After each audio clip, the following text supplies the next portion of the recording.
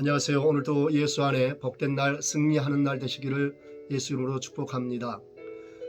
출애굽기 5장 1절로 9절의 말씀을 통해서 계속 하나님의 주시는 메시지를 생각해 보고자 합니다. 모세와 아론이 바로를 찾아가서 이스라엘 백성들을 보내달라고 요청을 합니다. 3일길쯤 광야로 가서 하나님을 예배하고 돌아오겠다는 것이었죠.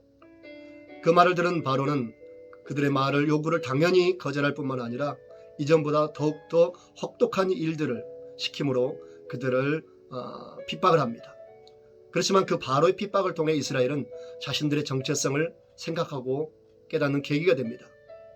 우리는 누구인지, 왜 하나님을 예배해야 되는지, 왜 나가야 되는지, 그리고 무엇을 붙들고 살아야 되는지, 무엇을 붙잡아야 하는지 스스로 생각하는 시간을 갖게 되었습니다. 그렇습니다. 저와 여러분의 모든 문제와 환경 가운데서 우리는 왜 여기에 있어야 되는지 깨달을 줄 알아야 됩니다. 나는 어떠한 삶을 살아야 하는지, 나의 배경은 무엇이고 내 인생 사명은 무엇인지 우리는 깨달을 줄 알아야 됩니다. 또한 진짜 중요한 것이 무엇인지 그들은 바로가 핍박하는 것을 통해서 알게 되었습니다. 우리는 예배를 드리면서도 영적 전쟁이 어떻게 되어가는지 잘 모를 때가 많습니다. 영적인 전쟁에 대해서 가장 잘하는 존재는 누구일까요? 마귀입니다. 때문에 마귀가 하는 반대로만 할 수 있다면 그것은 정말 중요한 것을 붙들고 가는 지혜로운 삶이 되는 줄 믿습니다. 이스라엘 백성들이 광야로 나가려고 하는 이유가 뭐라고 했습니까? 예배 드리려고 한다고 그랬죠. 바로가 철저하게 예배 드린 것을 가로막았습니다.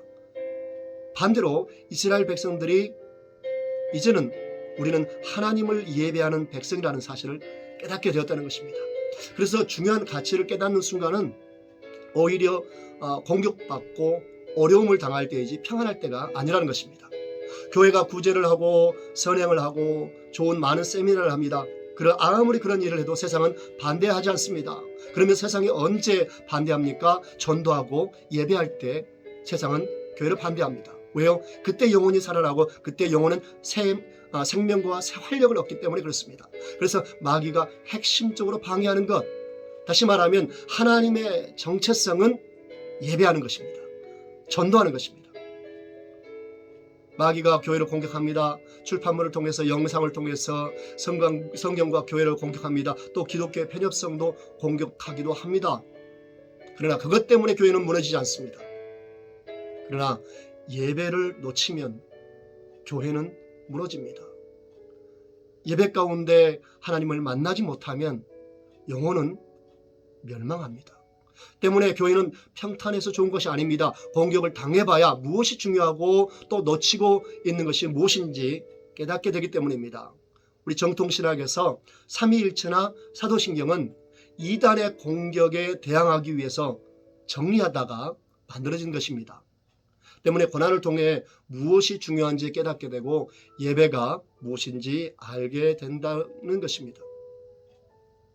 계속 전개되는 모세와 바로의 대화 속에서 우리가 알 수 있는 것은 바로는 알고 있었습니다.